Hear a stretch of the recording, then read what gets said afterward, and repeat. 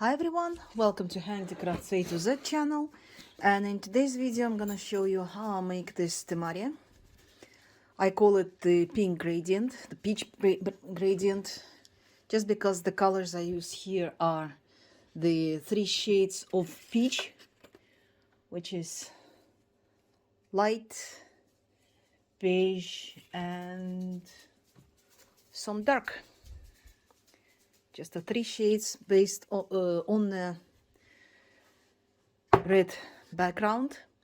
I've done the invisible markup, which is the combined 8 with additional markup, the 6 mintai, which makes the 8 corners. I add 8 another, so we have totally 16 markup lines on each square. And as you can see, this is the 2-layered one, the kiku. So for this I need, the mari is about 28 centimeters in circumference, and I use the markup strip, but I don't use any strips that the lines that I used here. I use just the regular centimeter guidance, and I place the mark at around 1.5 centimeter, which is 3 squares, starting from one of the points. Probably started over here, and I'll start the embroidery from the corner to, so I use the corner, the center of the square. As I said earlier, I don't do the pin colors or anything guidance because I've done so many. So this is actually the tutorial for the bit of advanced. So it's not the beginning, but a bit of intermediate advanced level.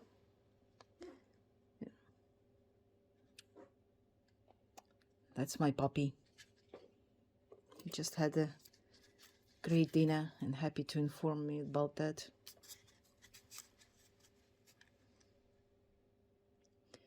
So 1.5 centimeter, that would be enough to fit 6 rows of embroidery, plus a bit of space left for the void. I prefer to keep the void in this mari, to keep the void, so it's kind of the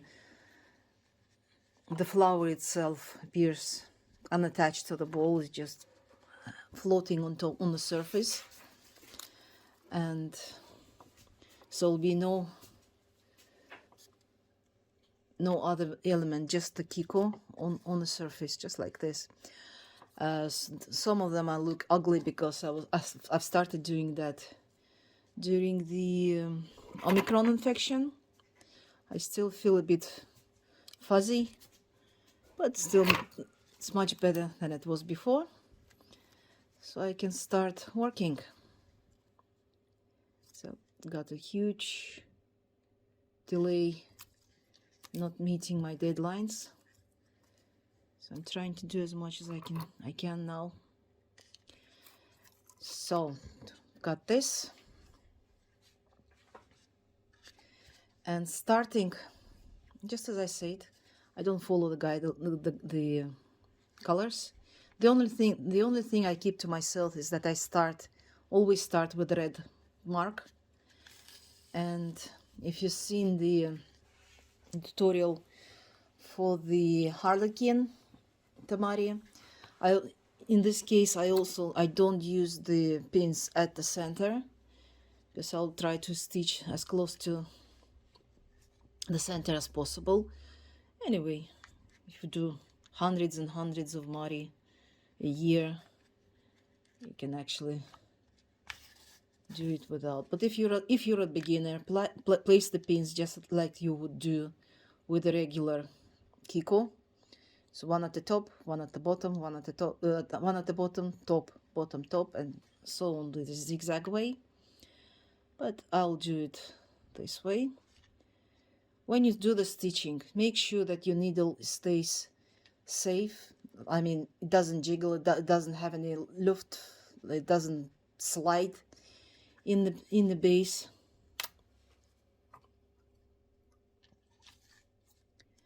And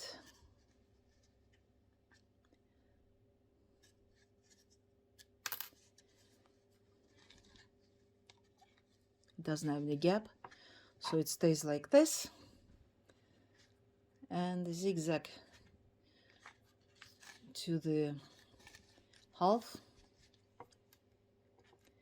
back to the top again. Needle stays safe, doesn't jiggle, doesn't wobble, just stays in just as you inserted it. Pocket did it.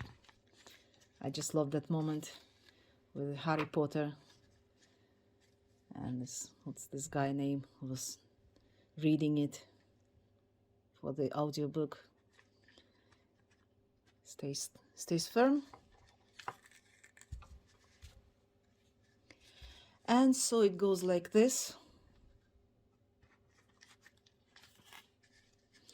So what I do, I make 2 rows of dark peach, 2 rows of light peach, and 2 rows of beige. I'll show you because there's more to show in this case. And if you noticed, even thought that I'm stitching very high, when I pull down, it slides down a little bit. But generally, all the tops are on the same height. If you stitch it really hard, really tight, you can actually remove the pins, and they will stay. The embroidery will stay in place. But for the beginner, I advise to keep it for about 3 rows. 3 rows is preferred. In this case, you will keep it really nice and tight and secured.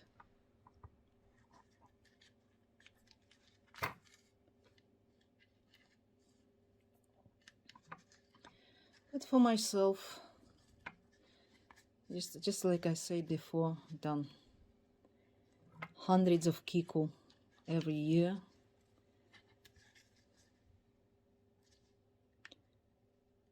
I can remove these pins now.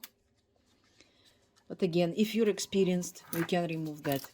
If you're not, keep it till you have at least 2 rows filled.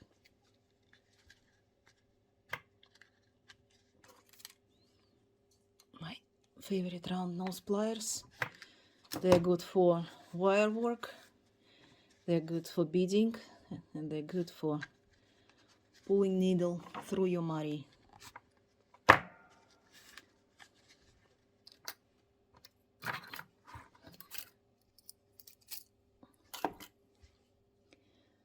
Let me get the needle first.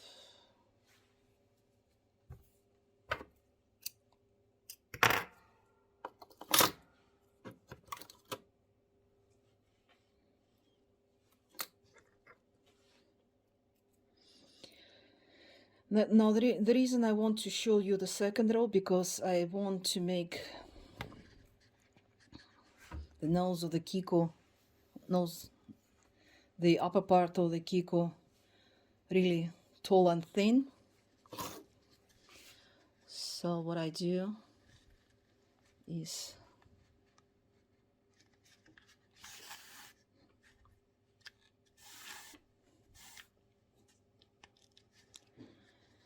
instead of with the usual kiku, when you make it short and fat and chubby, in this case I make the stitch about 1.5 millimeter lower, and again make sure that your needle stays firm and it doesn't slide up and down the markup, because usually if you don't do it too much, you can end up like this. So this is what we should avoid always when we do embroidery. You can see it stays firm, it doesn't slide.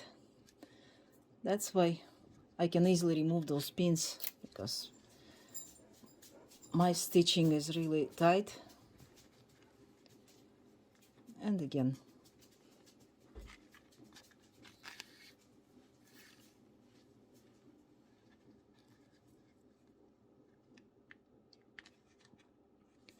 it stays firm. So I continue like this with 2 rows of dark peach, 2 rows of light peach, and cream. So when I finish this, I'll switch off the camera now, and I'll finish the stitching, and I'll come back with the second layer. Now the first layer of the temari is of the kiku is done. So now we have to switch to the additional markup that I did earlier, and again using the 15mm markup, and again any other color pin, because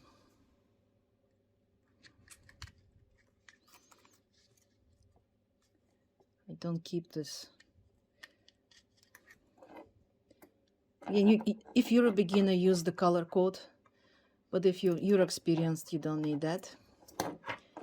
The beginning will start here. The only, as I said, the only color I use is the red, is the start.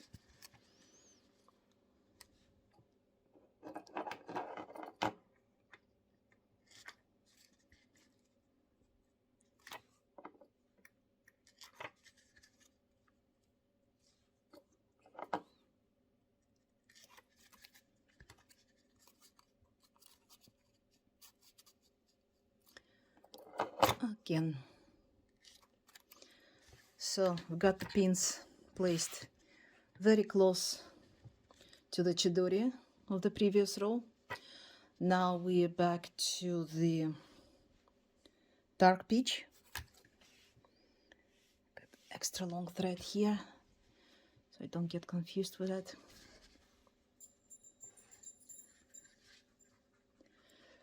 Now for the second layer, I want the top to be slightly below the first layer. So instead of inserting the needle here at the same height as before, I inserted about 2 millimeters below, just at the level of the second row. So once I finish this, it will slightly slide down. So in general, you will have kind of the zigzag here, as you can see.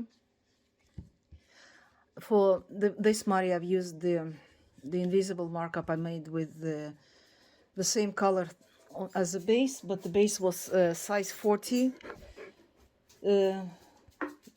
sewing needle, sewing thread, and the markup was done with size 20.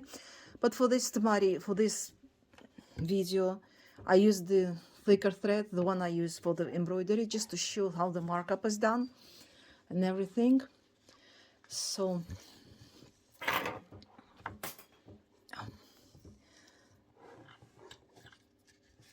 as you can see, it just like slides down a little bit, and just like we did the first row, 6 rows, 2 dark, 2 light, and 1 cream.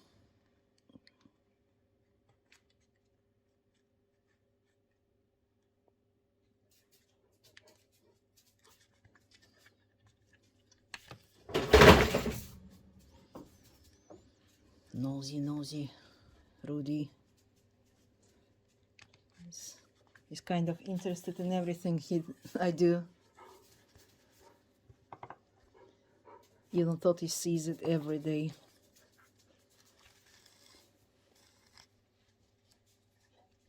So it goes like this, and once you start adding more layers, this part will straighten up, and you'll end up like this, with all the layers laying nice and flat.